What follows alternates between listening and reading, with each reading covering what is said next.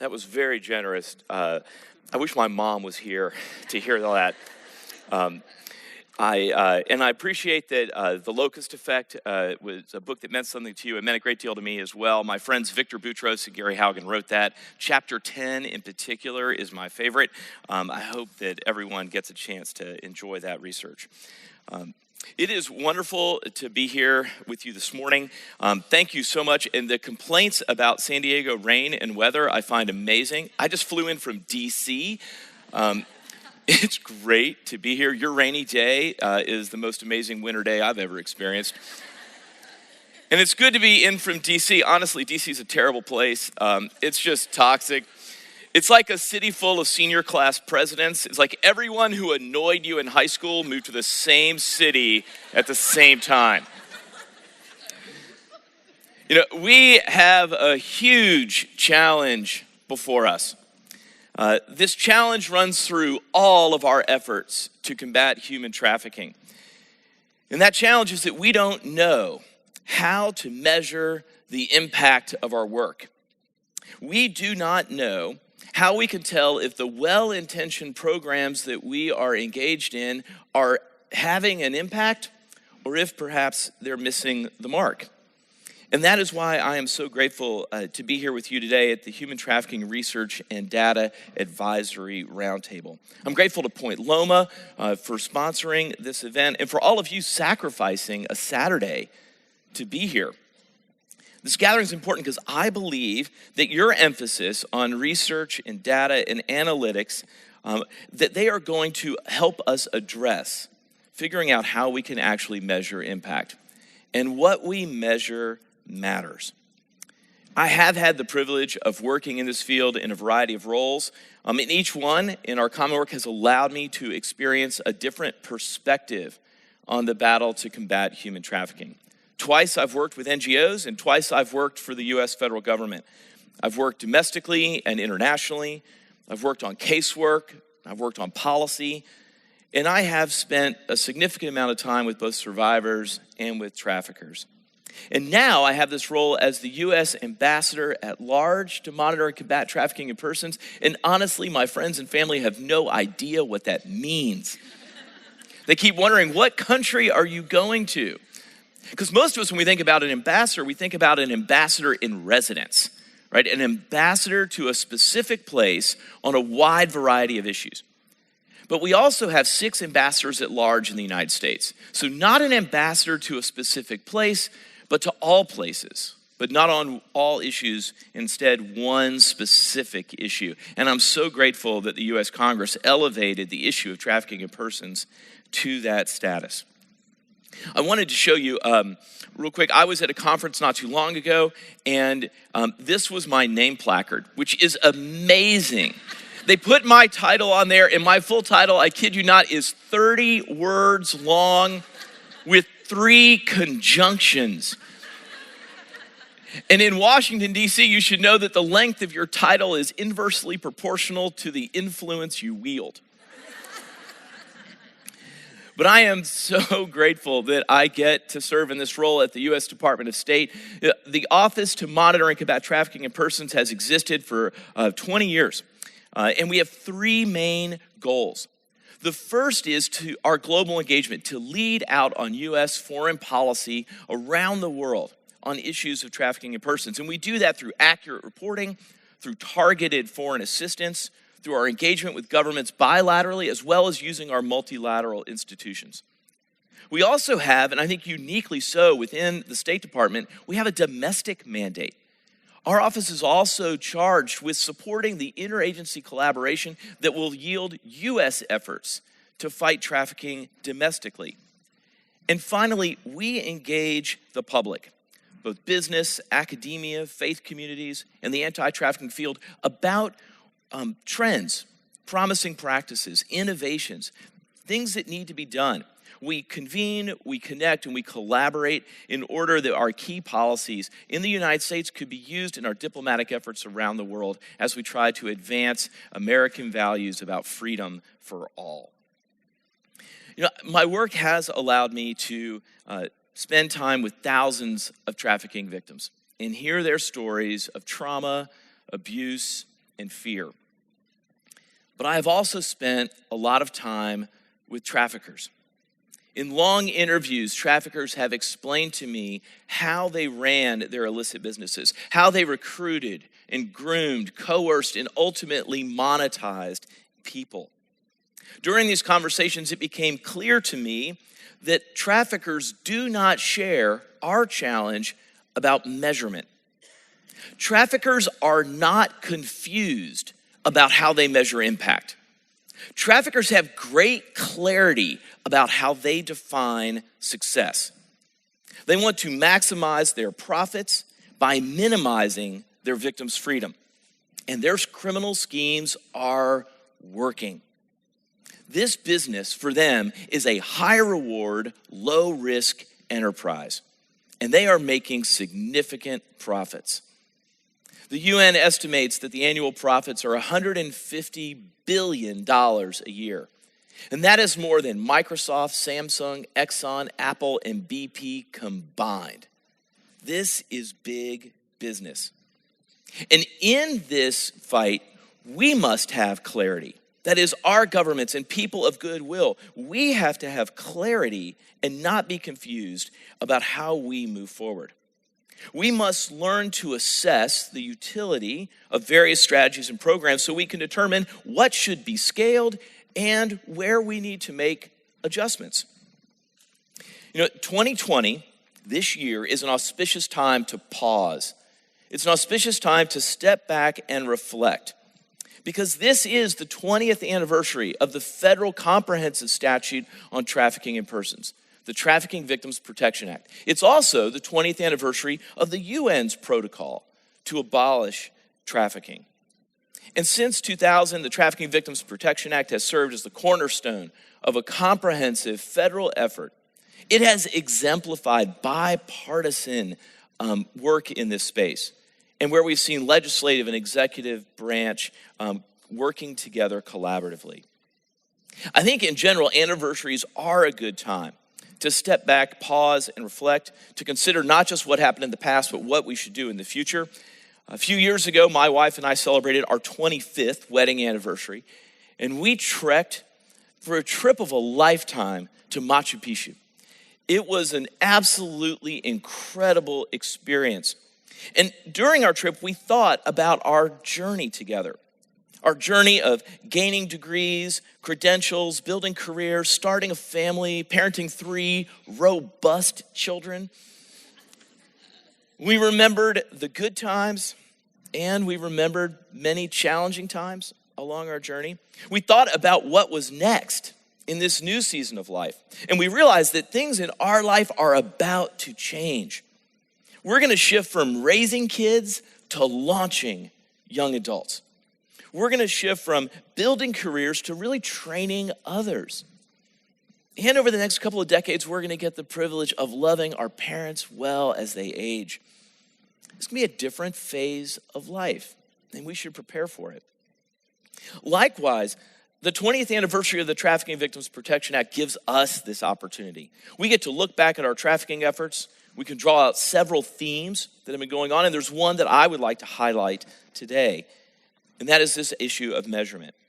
Many of you have reflected on other themes and are deeply engaged in a wide variety of research efforts, and I look forward to hearing about them today. But as we look specifically to the theme of measurement, there are 2 important areas, both of concern and of opportunity, that I think we should consider together. First, I'm concerned that up to this point, the human trafficking movement has been largely fueled by emotion and anecdote. And as a positive form of this perspective, much of this emotion and anecdote has resulted in understanding the reality and helping us get a better handle on the victim experience and how traffickers actually operate. So to be clear, it's not that these stories, that these case studies are not powerfully moving. They are, and they matter. But I think we need to intensify our commitment to undergird emotion and anecdote with metrics, scholarship, and data. Second, it's critical that we begin to measure the effect of our work. Most of the measurement that has been done in this field has centered around measuring activities. We measure how many hours of training occurred, how many beds in a shelter, how many people were exposed to an awareness campaign, or the number of calls to a hotline. And this is not criticism of the early years of our work. We honestly stand on the shoulders of those who have gone before us. In this crawl, walk, run progression, we had to first convince people that the issue mattered. We had to try quick interventions to prove that we could protect survivors. And now we need to shift towards standardizing and professionalizing this work. We need to take a serious look at how to improve our measurement as a whole and how this movement can focus on defeating traffickers and securing freedom for all. So measurement is a critical starting point because measurement matters. And measuring the effect of our work, the actual impact, I believe, will fuel our movement into the next decade and beyond. A few years ago, my wife and I packed up our car in Washington, D.C. with our 3 amazing kids, and we set off on a cross-country drive. Our destination was Yellowstone National Park in Wyoming, over 2,000 miles away.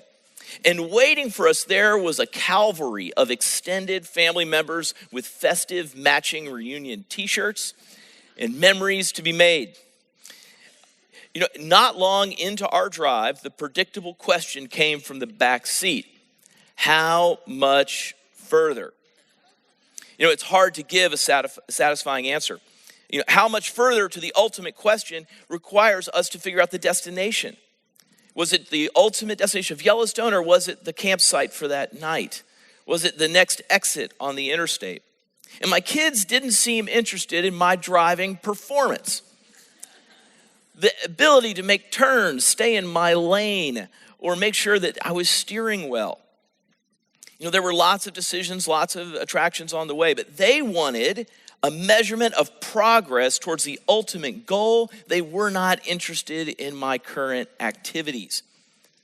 As we combat the crime of trafficking in persons, we hear the question, how much farther? How much farther is a difficult question. When driving a car, I could measure progress in miles traveled. I had the benefit of a GPS and an odometer. The challenge for us in measuring impact is that we lack a consistent ruler to measure our progress, and we do not enjoy maps and road signs. Our journey is more of that of an explorer, charting new territory than a family following a well-designed route. We, at the start of our journey, have a huge goal, but we're uncertain about the most effective path. And along the way, we have to develop the tools that will show us whether we're closing in on the destination and whether we're measuring impact. Now, if we don't meet this challenge, our well-intentioned efforts may be of limited utility. We have to ask if our programs and policies that we've worked so diligently to implement have had a direct impact on the traffickers we're trying to stop or the victims we're trying to protect. If we don't solve this, we will merely be left talking about what we've done, and what many have criticized is a lot of busyness masquerading as progress. I can tell you that measurement is a top priority of the United States. At the White House, we recently had a summit on January 31st. And the president signed an executive order that commits federal agencies to improve their methodologies used to measure prevalence and to utilize them and make them public. This is an exciting development and a big part of this year's theme of putting freedom first. The key quantity of interest, the metric we most need to develop at this stage, is the prevalence of trafficking, the prevalence of survivors. We want to know the scope of the problem. And if we know the scope of the problem, then we can measure to see if we are making progress towards our ultimate goal of ending this crime. Now, all of us in this room know that it is not easy to measure prevalence. Traffickers are hidden, victims rarely self-identify due to shame, due to fear of authorities, the ongoing effects of the traffickers' coercive scheme. I myself have provided these talking points about why it's hard to measure prevalence over the years. We always talk about why it's hard, But I just do not think the world is in desperate need of more smart people to explain why things are difficult. I think the world is in desperate need of people to do the difficult things.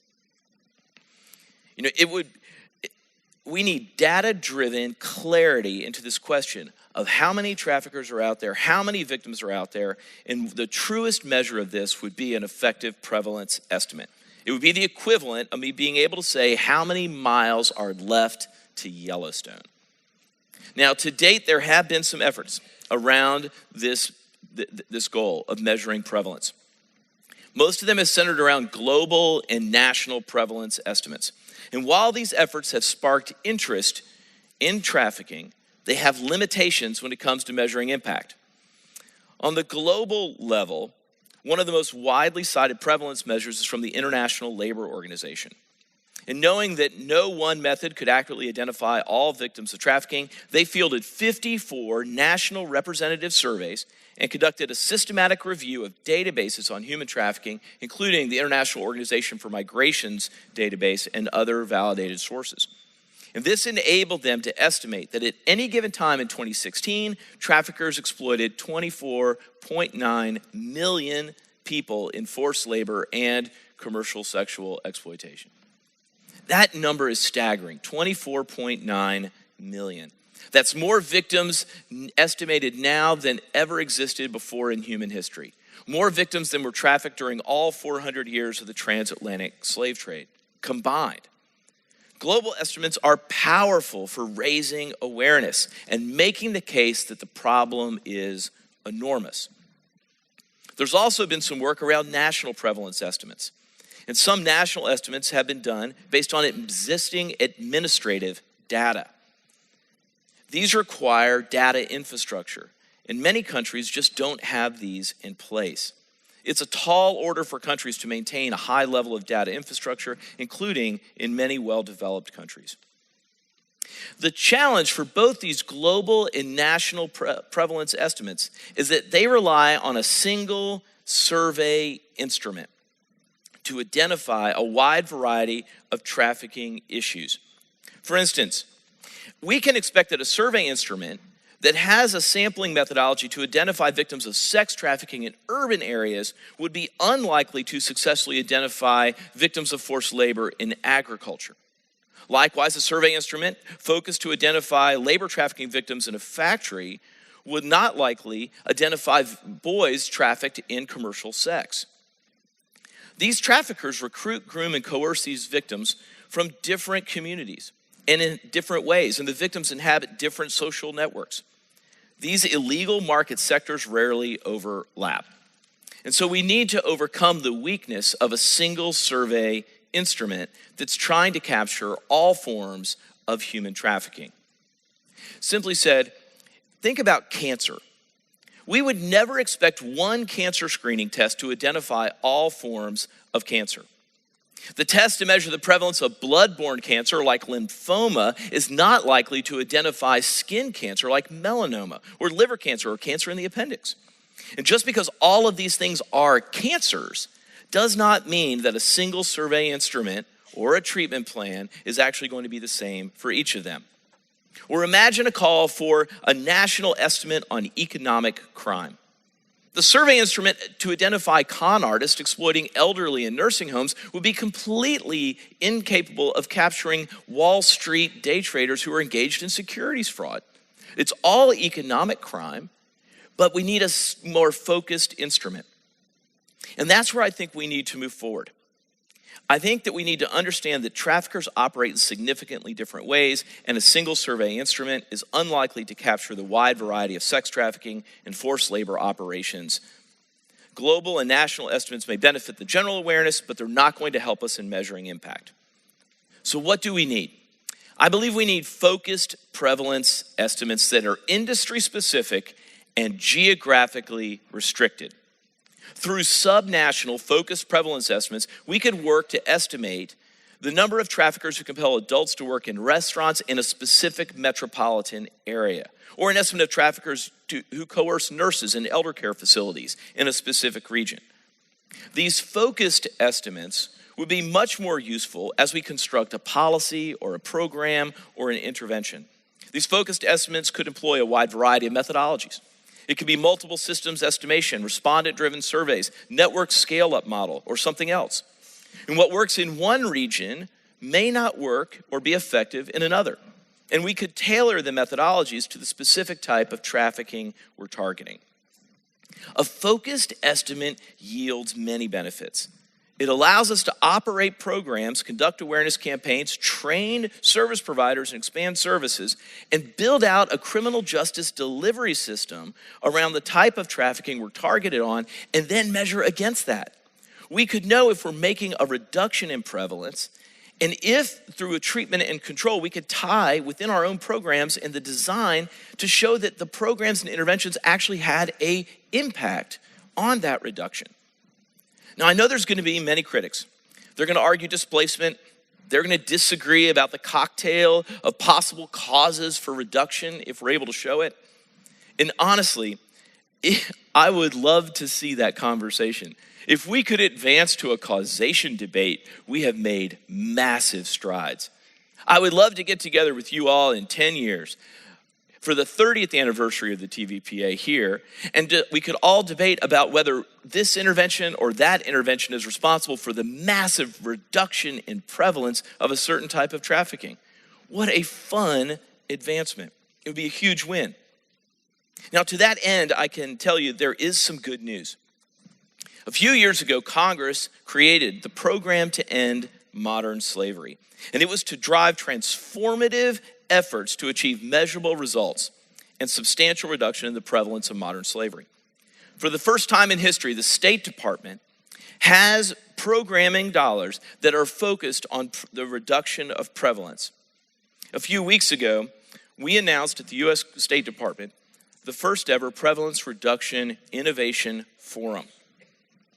This puts human and financial resources towards the ideas that we have long thought would bring impact.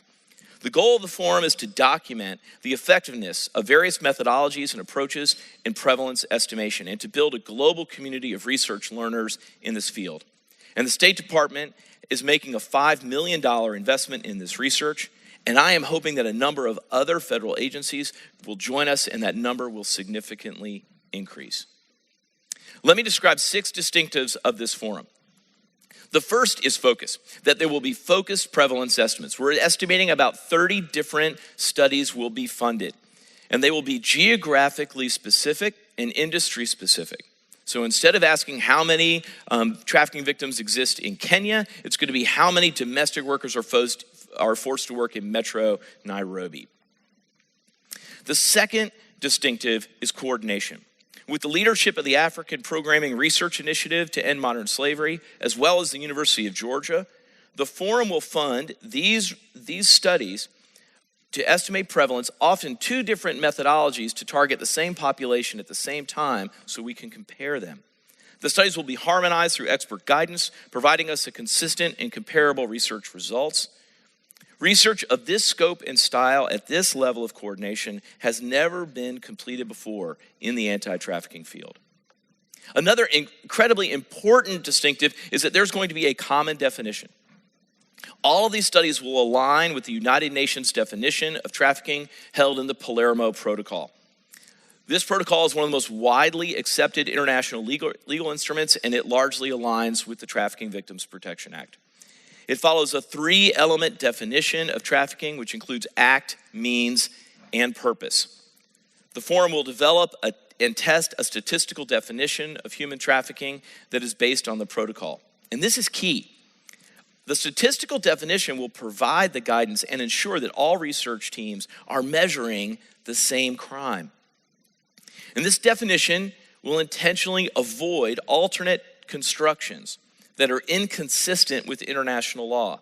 Some of those insert additional requirements, like the element of movement of victims, or they delete essential elements like the act or means element, allowing an overly expansive definition of trafficking and marginalize it to mere and generalized exploitation.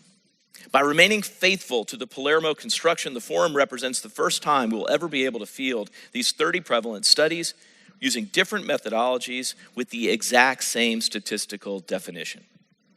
And it's going to move beyond vulnerability. For far too long, a lot of our studies have measured just the mere vulnerability to trafficking and not trafficking itself. And we all know that factors like poverty, immigration status, education level, discrimination, prior trauma, addiction, family and community bonds all affect one's vulnerability to criminals. Yet we also know that these vulnerabilities are not the root cause of human trafficking.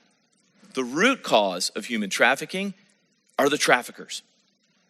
Trafficking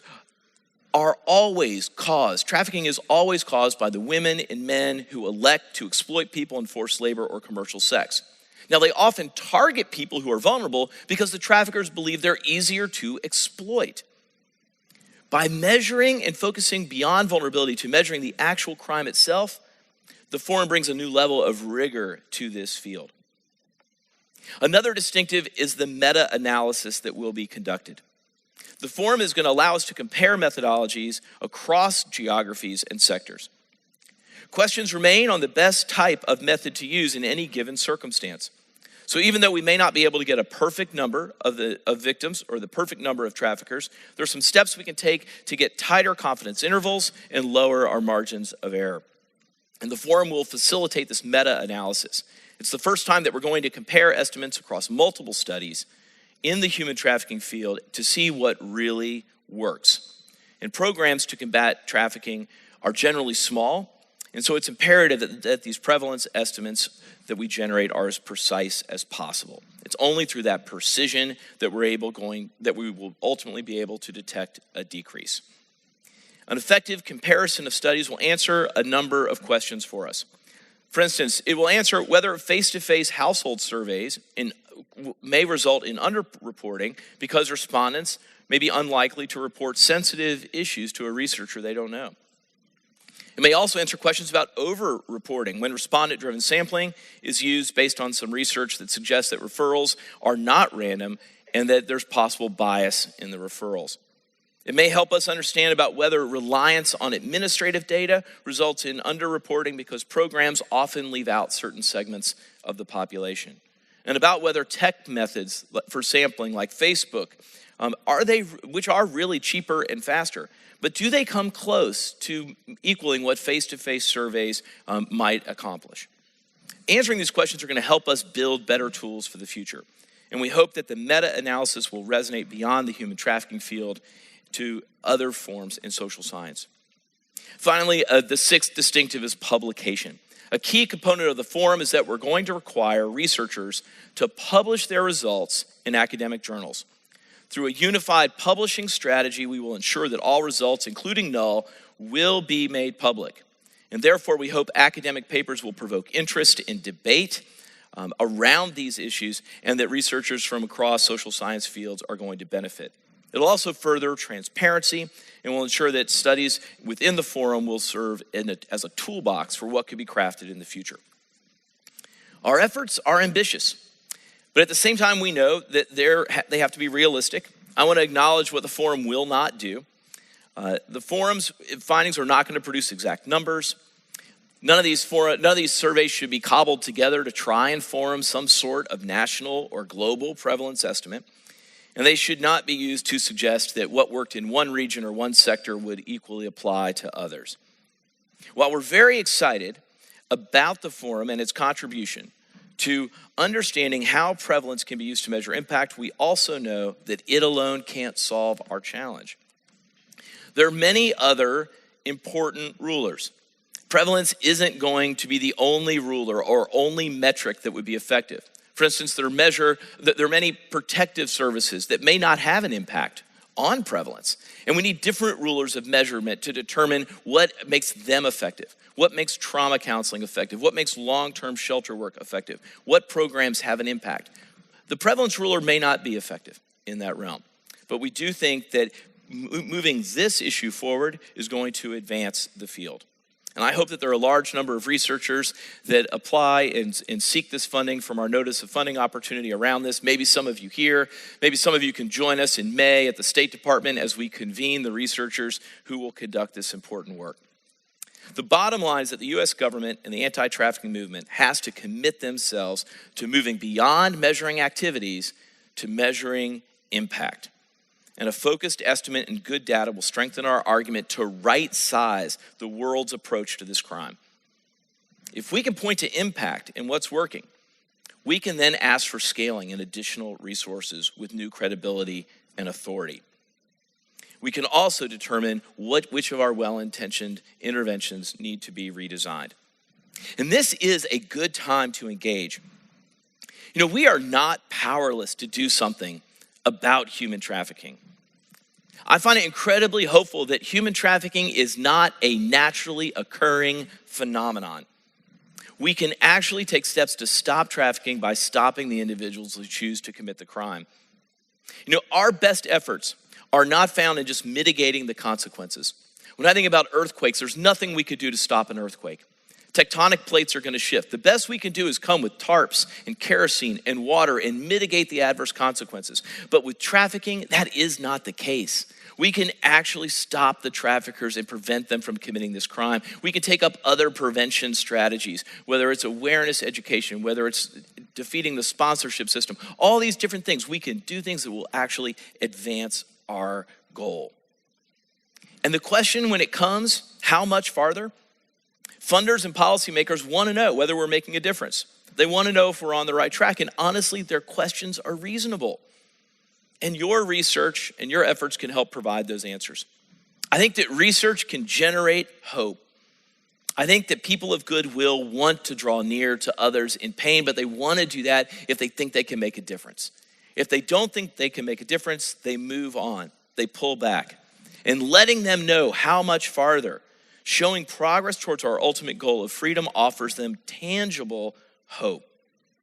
I think it's time for us to prioritize freedom. The world needs us to do the hard things, not just to explain to everyone why they're difficult. And I think securing freedom is a hard thing worth doing. I hope that we can stay connected. I hope that you can follow us and we could be connected to what we're doing around the globe. We could know what your research is. We can make sure that we are united and we are collaborating in this fight, because it will take all of us if we are going to put freedom first during this 20th anniversary year.